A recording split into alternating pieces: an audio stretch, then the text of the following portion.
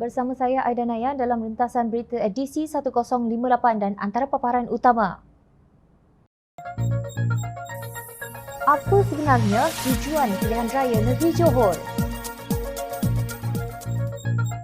Kuala Lumpur di Kelantan tidak sama dengan Johor.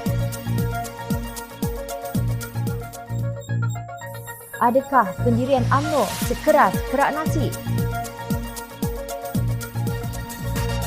Pembalakan baik untuk harimau?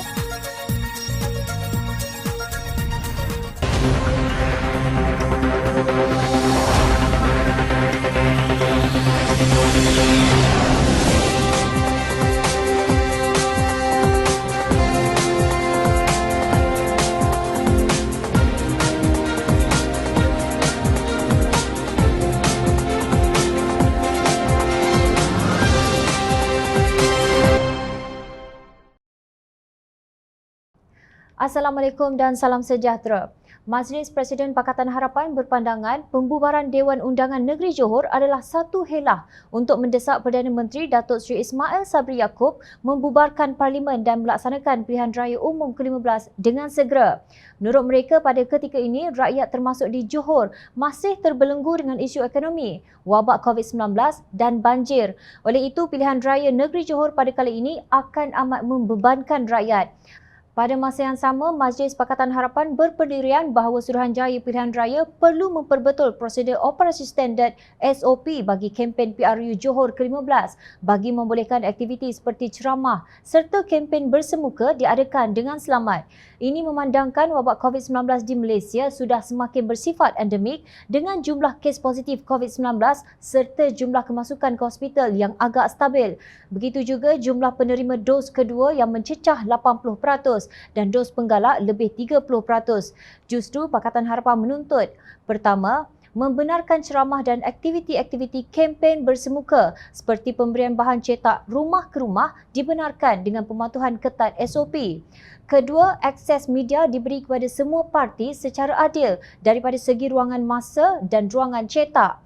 Ketiga, SPR digerakkan dengan aktif untuk berada di kedutaan-kedutaan Malaysia di Singapura, UK, US, Australia serta negara-negara lain untuk memastikan undi pos dapat dilaksana dengan baik. Dan yang keempat, tempoh kempen sekurang-kurangnya 21 hari.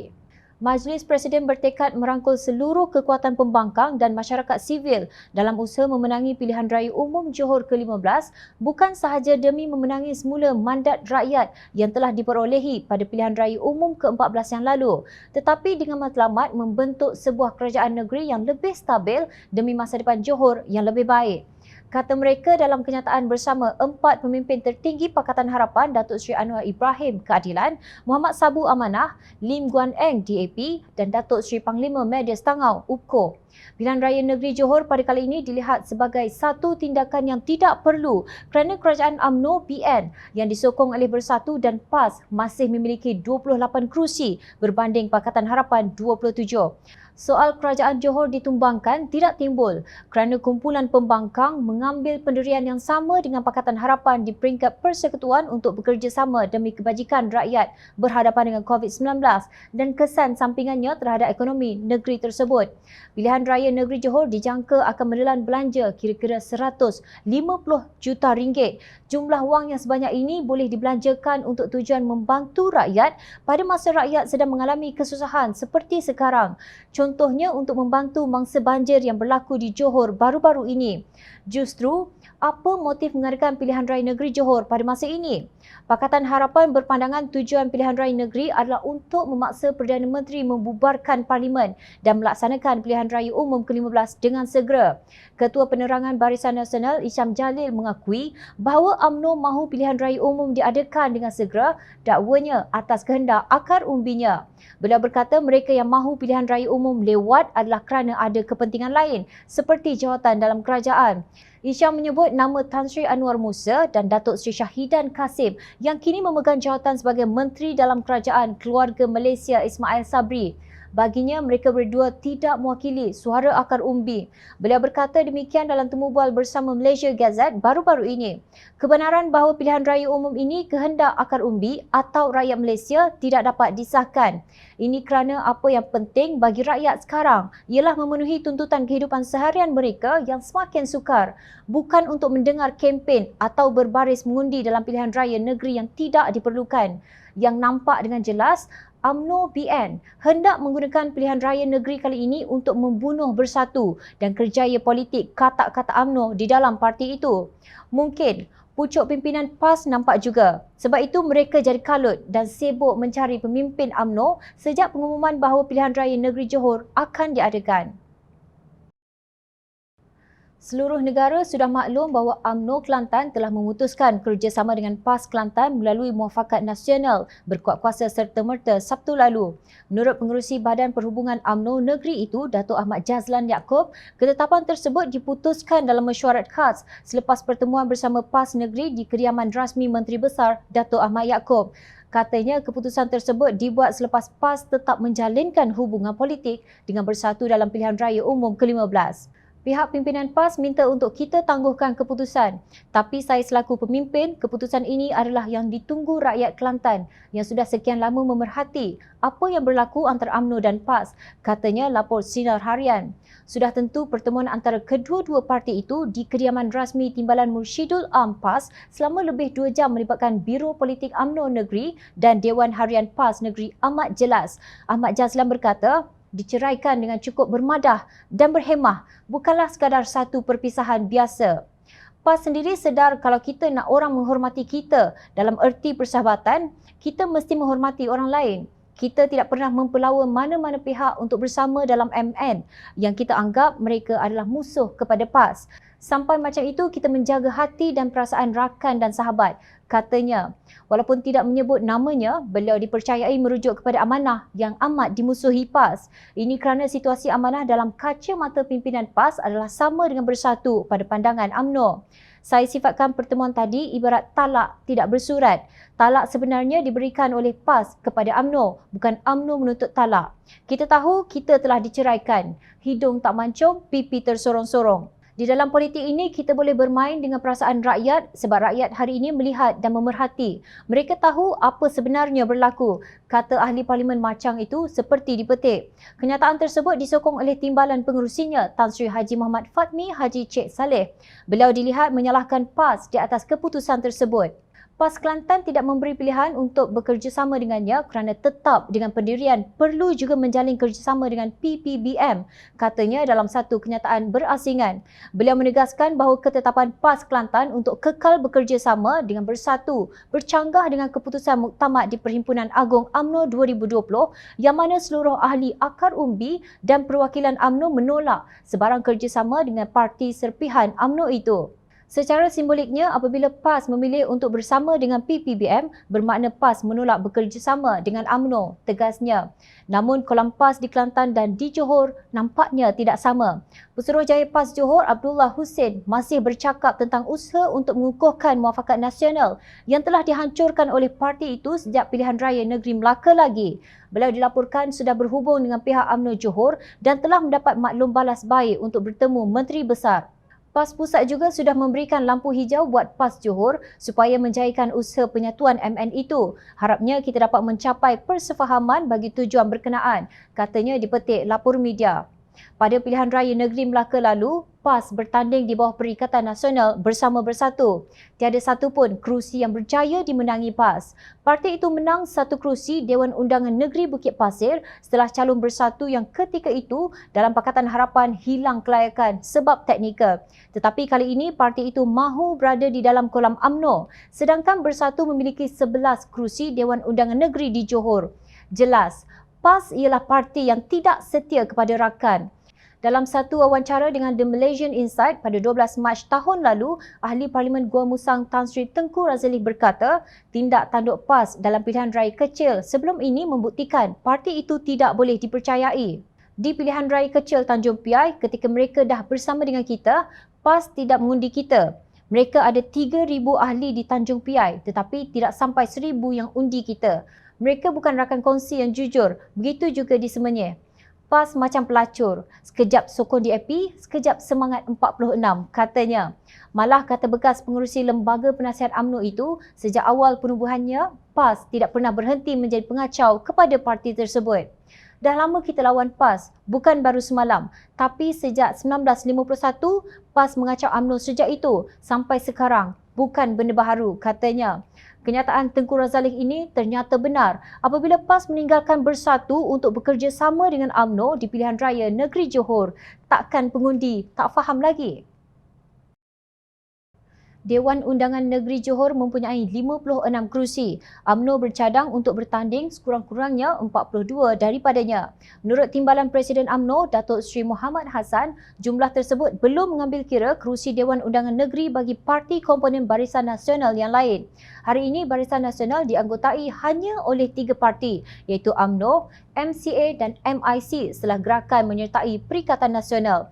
Timbalan Presiden UMNO itu berkata, UMNO Johor lebih cenderung untuk parti itu bergerak sendiri bersama Barisan Nasional. Pengerusi Badan Perhubungan UMNO Johor dan pengerusi BN Negeri lebih cenderung untuk berseorangan. Jadi kita akan bincang di peringkat jawatankuasa pusat dan akan diputuskan di mesyuarat khas MT. Tegasnya seperti dipetik bernama. Beliau berkata parti itu akan bekerja keras untuk mendapatkan sokongan pengundi muda selepas undi 18 dilaksanakan baru-baru ini. Dalam pada itu, Timbalan Ketua Perhubungan UMNO Johor Datuk Nur Jazlan berkata, UMNO mempunyai isu kepercayaan yang serius dengan PAS kerana ia tidak setia pada masa lalu dan tiada sebarang sumbangan dalam pilihan raya negeri Johor. Menurut beliau, sukar bagi UMNO untuk melupakan pusingan U yang dibuat PAS semasa pilihan raya negeri Melaka yang mula-mula mengatakan ia akan bekerjasama dengan UMNO tetapi kemudian menyokong Bersatu dan Perikatan Nasional. Nur Jazlan berkata Bersatu dan PAS akan menghadapi tamparan knock-out di pilihan raya negeri Johor kali ini. Beliau juga menjangkakan keadilan dan amanah akan kehilangan sebahagian besar kerusi yang dimenangi pada pilihan raya umum ke-14 lalu atau kesemuanya, manakala DAP berkemungkinan akan semakin lemah. Berdasarkan sentimen semasa, Bersatu dan PAS, kata Nur Jazlan, tidak diperlukan oleh rakyat Johor dan akan menjadi sejarah selepas pilihan raya.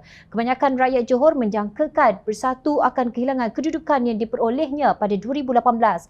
Tegasnya, lapor Free Malaysia Today. Beliau juga mendakwa rakyat kini sedar bahawa pemimpin Bersatu sekarang meninggalkan UMNO kerana tidak berpuas hati dengan personaliti tertentu atau melarikan diri daripada pendakwaan. Setahu kita, PAS tidak diperlukan sama sekali di sini. Barisan Nasional sudah bersedia untuk bertanding sendiri dan kita tidak perlu muafakat nasional. Saya percaya Bersatu lebih memerlukannya dalam keadaan ini, katanya seperti dipetik. Sementara itu, retak sudah mula kelihatan di dalam khemah Tan Sri Mahyadin Mat Yassin apabila Ketua Bahagian Bersatu Tebrau Mazlan Bujang menegaskan tidak berhasrat untuk mewakili parti itu pada pilihan raya negeri tersebut. Tunggulah sehari dua lagi saya akan buat keputusan muktamad. Namun yang pasti saya tidak akan bertanding pilihan raya negeri Johor atas tiket Bersatu. Ini kerana saya tidak sehaluan lagi dengan Presiden Bersatu, katanya dipetik media.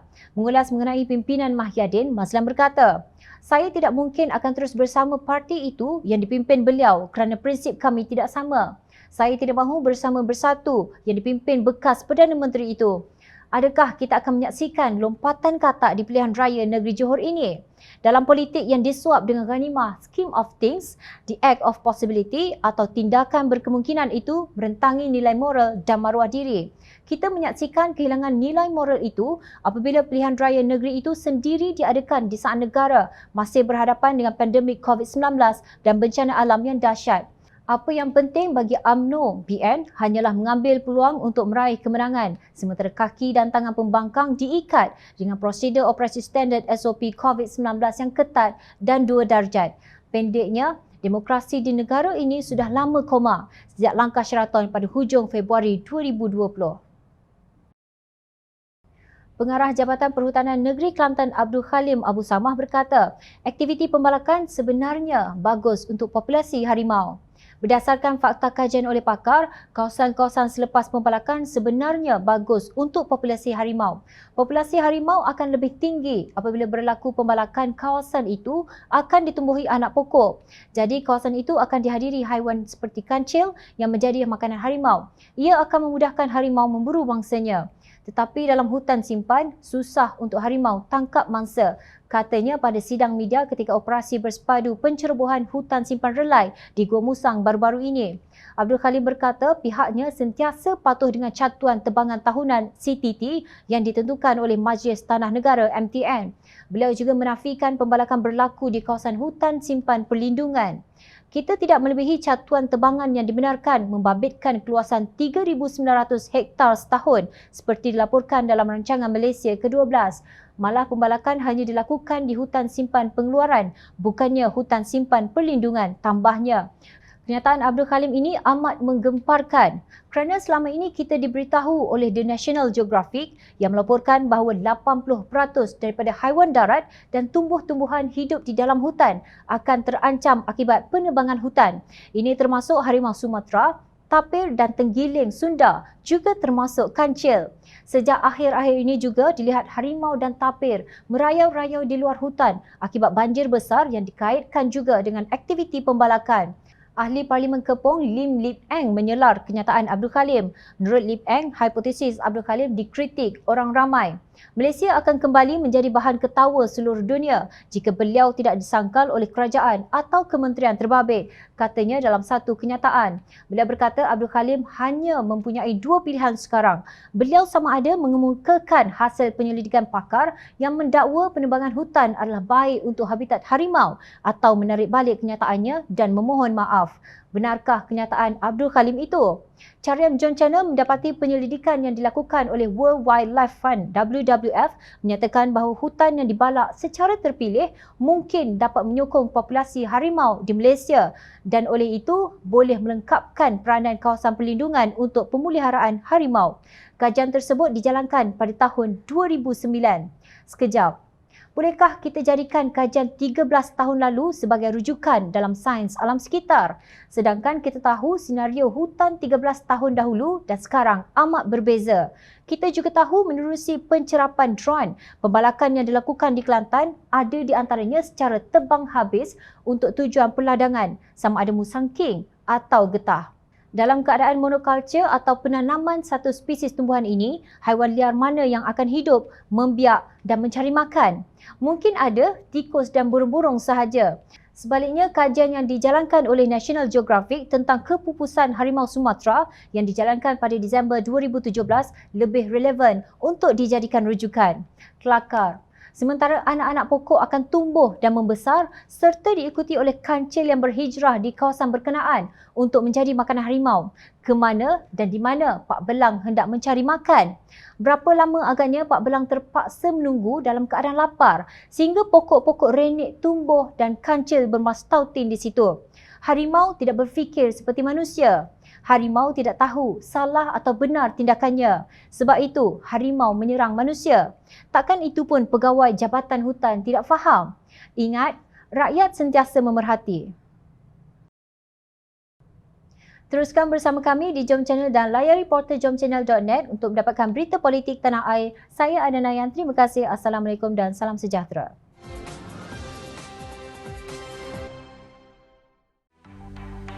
Mencari maklumat dan berita politik yang bebas, kupasan yang tepat, panas. Dapatkannya secara eksklusif hanya di Jom Channel. Komitmen kami, pentasan berita Isnin hingga Jumaat. Berbicara dan isu semasa, kami garapkan secara langsung. Panel-panel berkaliber dan profesional. Interaktif, pandangan anda kami raikan. Jangan lupa bersama kami di setiap hujung minggu dalam edisi khas mingguan. Jom Channel, moving forward, sharing a new experience.